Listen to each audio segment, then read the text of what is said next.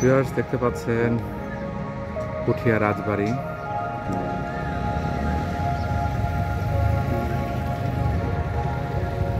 আজকে পুঠিয়া রাজবাড়ি ভিডিও করার চেষ্টা করছি।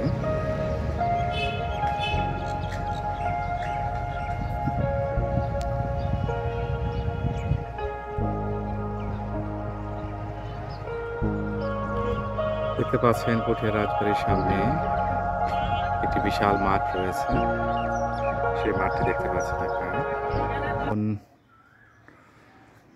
আপনার জাদুঘর হিসেবে ব্যবহৃত হচ্ছে, যেটি আসলে শুরুতেই বললাম। আর সেই রাজবাড়ির পিছনে বড় গোবিন্দ মন্দির, যেটি ভিডিওটি আপনাদেরকে দেখানোর চেষ্টা করলাম।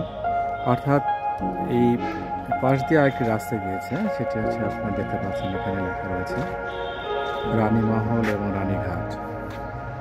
অর্থাৎ এই রাস্তা দিয়ে আপনার হচ্ছে রানীমহল এবং রানীঘাটের স্থাপনাটি রয়েছে।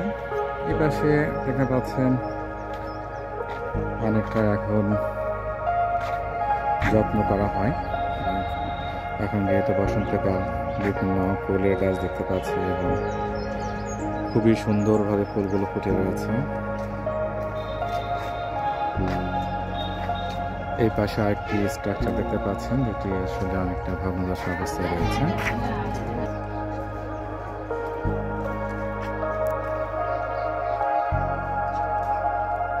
অর্থাৎ আপনার রাজবাড়ির পিছনে একটি ওয়াল দেওয়া রয়েছে, সেই ওয়ালের ভিতরে রয়েছে সেই বড় গোবিন্দ মন্দিরটি দেখতে পাচ্ছেন। এই পাশ দিয়ে যে রাস্তাটি করা হয়েছে, সেই রাস্তাটি দিয়ে এখন আপনার যে রানীঘাট এবং রানীমহলের দিকে যাচ্ছে। ভিউয়ার্স দেখতে পাচ্ছেন এখানে যে দিঘিটি দেখা যাচ্ছে, অনেক বড় একটি দিঘি রয়েছে।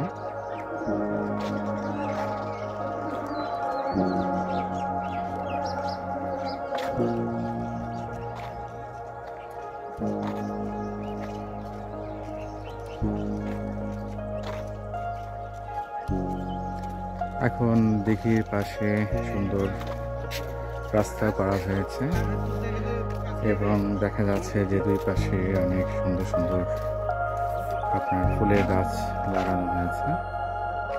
অর্থাৎ এটি এখন দর্শনার্থীদের জন্য একটি বিনোদনের জায়গা বলা যায়। অর্থাৎ এখানে যদি কেউ ভ্রমণের জন্য আসেন, তাহলে দেখা যাচ্ছে যে এখানকার পরিবেশ এবং যোগাযোগ ব্যবস্থাটা অনেক ভালো করা হয়েছে। দেখতে পাচ্ছেন শুরুতেই যে সাইনবোর্ডটি দেখালাম হচ্ছে যে রানীঘাট এবং রানীমহল, সেটি দিকে যাচ্ছি।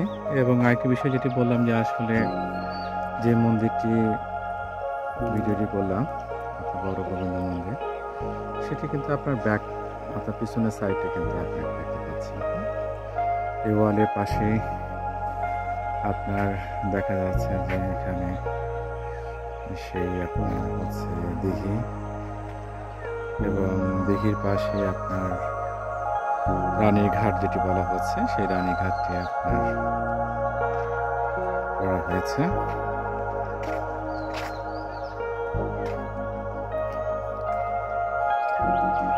অর্থাৎ 1700 দশকের সময় এই ওয়ালটি ছিল কিনা সেটি আসলে এখন এই মুহূর্তে বলা সম্ভব হচ্ছে না।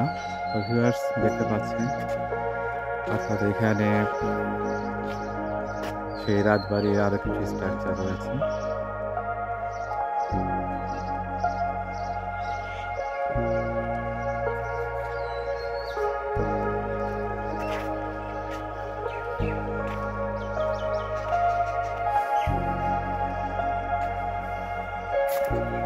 ভিউয়ার্স এখানে আরেকটি মন্দির রয়েছে, এই মন্দিরটি কাছাকাছি যাওয়ার চেষ্টা করছি। এখানে অনেক পর্যটক এখন আসে, অনেকে এখানে বিনোদনের জন্য দেখা যাচ্ছে আপনার বিভিন্ন ধরনের প্রোগ্রামগুলো করে থাকেন, বা সেই যে প্রোগ্রামগুলো করে সেটি তারা করে থাকে। দেখতে পাচ্ছেন ভিউয়ার্স, একটি আরেকটি মন্দির। আমি এটি ভিতরে যাওয়ার চেষ্টা করছি।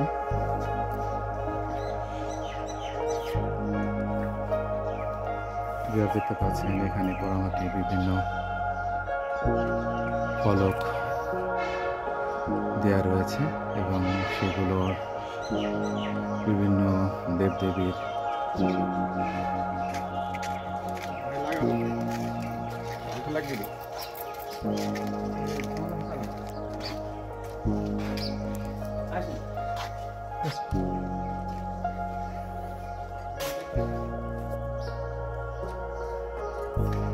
এতটা নেই।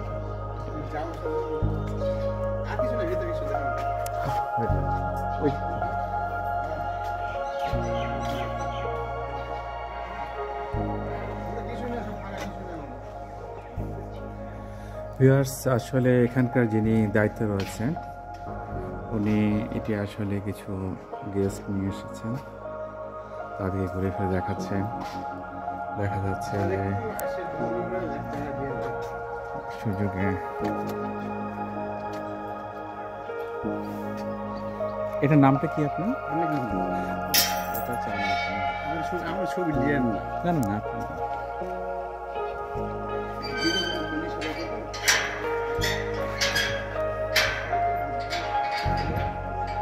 ভিউয়ার্স দেখতে পাচ্ছেন এটি হচ্ছে আপনার আহ্নিক মন্দির, যেটি বললেন আর কি।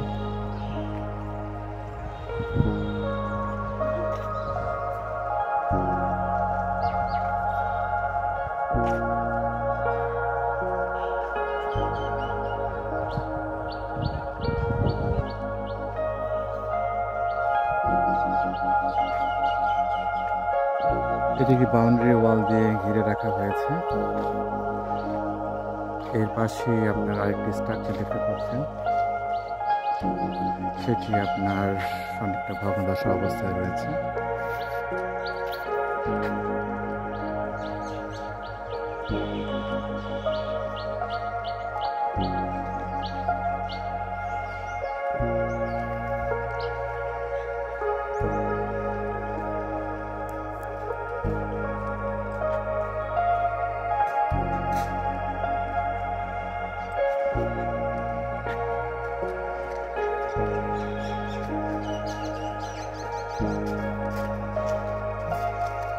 ভিতরে অবশ্যই অনেক সুন্দর পরিবেশ,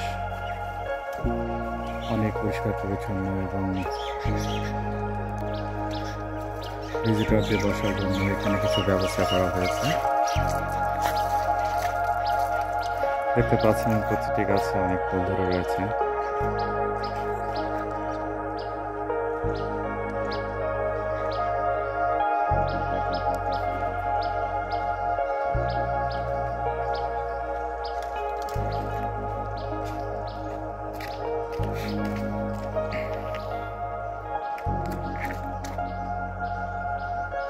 সেই 17 দশকে নির্মিত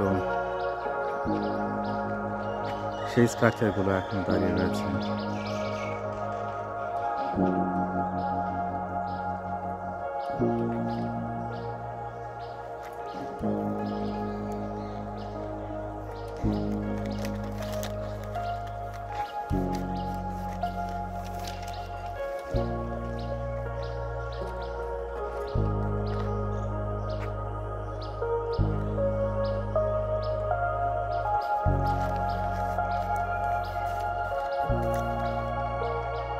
শুরুতেই বললাম যে আসলে পুঠিয়া ছিল আপনার পুণ্যবর্ধন জনপদের একটি অংশ ছিল। এটি সপ্তদশ আমলে, মোগল আমলে আসলে পুঠিয়া জমিদারি বাড়িটি প্রতিষ্ঠিত হয়, অর্থাৎ জমিদারি প্রতিষ্ঠিত হয় আগে। আর এটি আপনার যেটি বললাম আগে যে 1895 সালে মহারানী হেমন্ত কুমার দেবী, তার শাশুড়ি মহারানী সরসুন্দরী দেবী স্মরণে আসলে এই রাজবাড়িটি নির্মাণ করেছিলেন।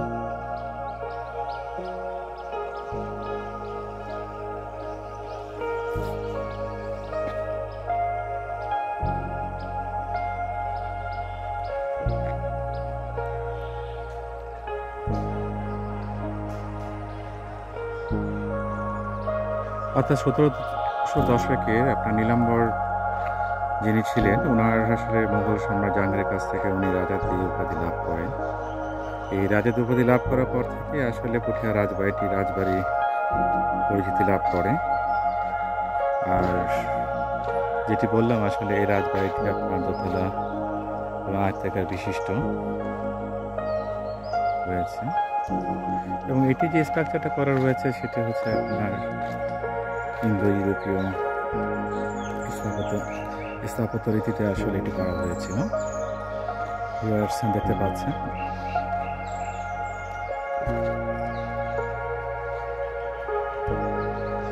অর্থাৎ এই পাশে যে স্ট্রাকচারগুলো রয়েছে সেই স্ট্রাকচারগুলোর একেবারেই আপনার ভগ্নদশা অবস্থায় রয়েছে। আর কিছু স্ট্রাকচার রয়েছে যে স্ট্রাকচারগুলো আসলে এখনো সেগুলো হয়তো ওইভাবে আসলে যত্ন থাকার কারণে দেখা যাচ্ছে সেগুলো এখন একটু ভালো অবস্থায় রয়েছে। অর্থাৎ এখানে যে মন্দিরগুলো রয়েছে সেই মন্দিরগুলো দেখা যাচ্ছে যে এখানকার যারা হয়তো দায়িত্ব রয়েছে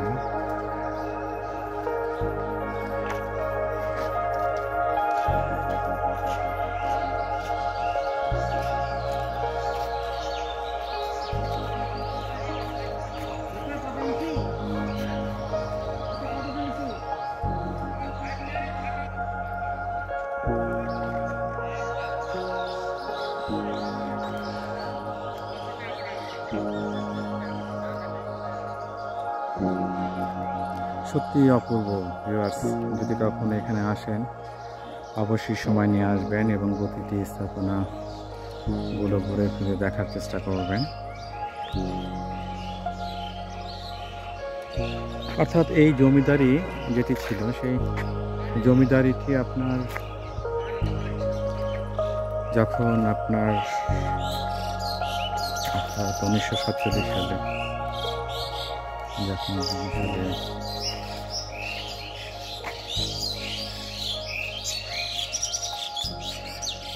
ভারত এবং পাকিস্তান যখন আপনার হলো, তারপর থেকে আপনার হচ্ছে জমিদারি কথাটা বিলুপ্ত হয়ে যায়। এরপর থেকে আসলে এই সম্পত্তিগুলো বাজেয়াপ্ত হয়ে যায়। এরপর থেকে জমিদারি প্রথা যেহেতু থাকে না, যে কারণে এখানকার যে ইতিহাস ঐতিহ্য সেগুলো থেকে যায়। বাট এগুলো যাদের দখলে ছিল তারা তখন আর এগুলো দখলদারিত্ব রাখতে পারলেন না। এভাবেই আসলে ইতিহাসের পরিবর্তনগুলো হয়। তো ভিউয়ার্স, দেখতে পাচ্ছেন অর্থাৎ এই পাশে স্ট্রাকচারটি রয়েছে, এই পাশে আপনার অনেক মন্দির, তার পাশে কিছু স্ট্রাকচার রয়েছে। আর এই দিক দিয়ে আপনার হচ্ছে রানের ঘাট রয়েছে, সেদিকে এখন যাওয়ার চেষ্টা করছি।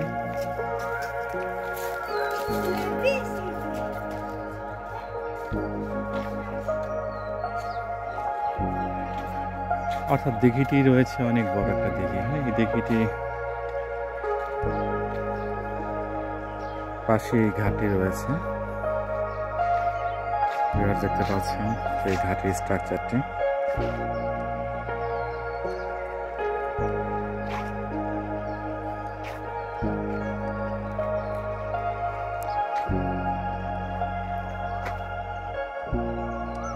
অর্থাৎ এটি সেই রানীর ঘাট, যেটি শুরুতে একটি সাইনবোর্ড আপনাদেরকে দেখানো, এখন দেখতে পাচ্ছেন সেই রানীঘাটটি চারিদিকে ওয়াল দেওয়া রয়েছে।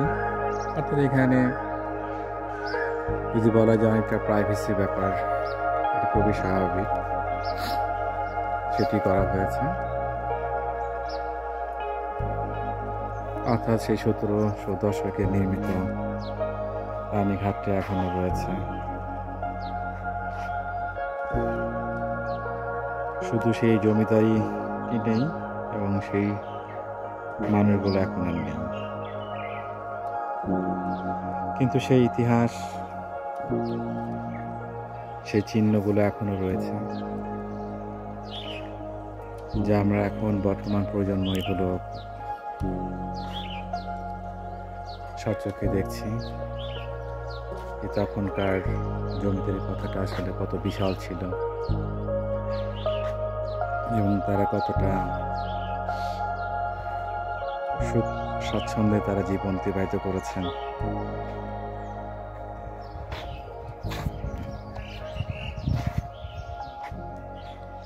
অর্থাৎ ভিউয়ার্স, সেই সময়কার জমিদারি হিসাবে পুঠিয়া রাজবাড়ি একটি অন্যতম ছিল।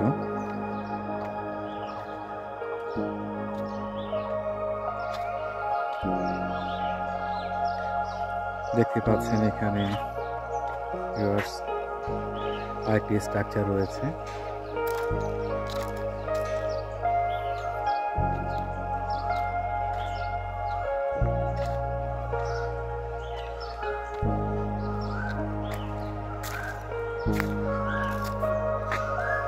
এই স্ট্রাকচারটি অবশ্য কোনো এখানে ইতিহাস দেখছি না, হয়তো কোনো ইতিহাস দেয়া থাকলে হয়তো ভালো হতো, সেটার ব্যাপারে হয়তো দেখানো সম্ভব হতো।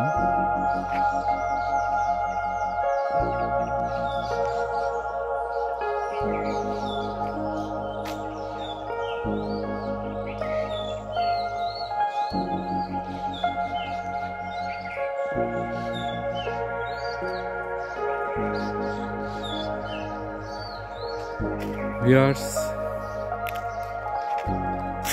পুঠিয়া রাজবাড়ি রানীঘাট থেকে আজকে পর্যন্তই। ধন্যবাদ, ভালো থাকবেন, আল্লাহ হাফেজ।